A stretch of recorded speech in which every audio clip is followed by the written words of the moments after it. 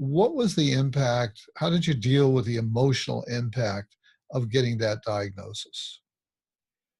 Um, the first stage really is denial. Um, the doctor undoubtedly told me I had MS, but I didn't want to hear it. I'd been healthy most of my life, and I didn't hear it. Um, I thought he was talking to my wife a long time, um, but I didn't realize that he had told her that I had MS, and we were quiet on the drive back to her work. But I got out of the car and I said, "Well, I guess we'll just keep on trying to figure out what's going on with me." And she said, "What are you talking about? You have MS." I said, "MS." She said, "You heard Wow. me. The doctor said you have MS."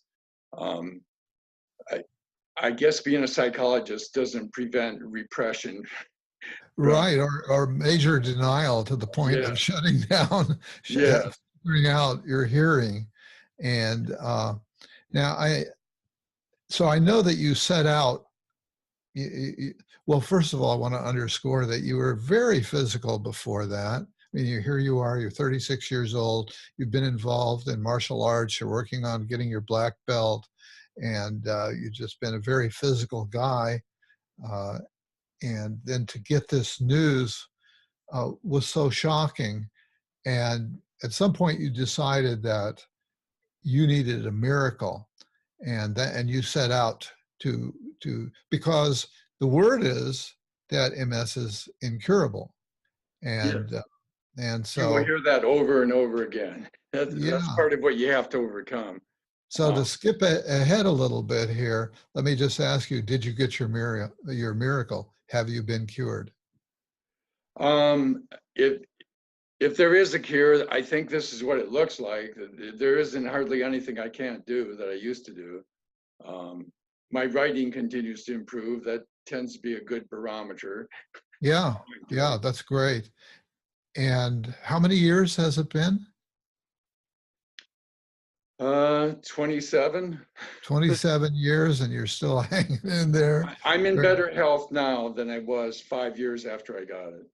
Wow. Wow. So that's the miracle that we want to get into here. And so what were the steps and attitudes that you decided to take? I mean, there was a certain attitude that you set out with it in order to lick this. Can you Yeah. tell us about that? Um, my wife had always been into alternative things. She prescribed a lot of medications, but she always recommended doing the alternative stuff with it. One of the first things I did was I went to therapy. You're going to be depressed. There's no doubt about it. The person that I saw was an expert in dream interpretation. She had gone through Jung's Institute in Switzerland. Um, Uh-huh. I also, my wife and I had both had acquaintance with Reiki. We were both third degree Reiki people, one step away from being masters, I guess. So we started doing that more intensely. And it's the sort of thing where you get better with practice, I believe. Okay. So, step one, it sounds like in the process was go into therapy. If you've got a chronic illness, you're going to have a big emotional and ongoing reaction to that. Yes. And so getting into therapy with a good therapist that you can bond with uh, is really key to being able to deal with it. And also being open to alternative source of healing.